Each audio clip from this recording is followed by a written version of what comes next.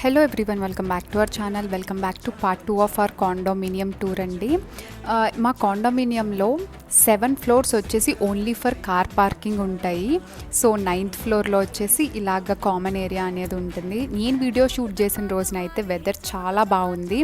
చూస్తున్నారా, ఫుల్ మబ్బులతో ఉంది.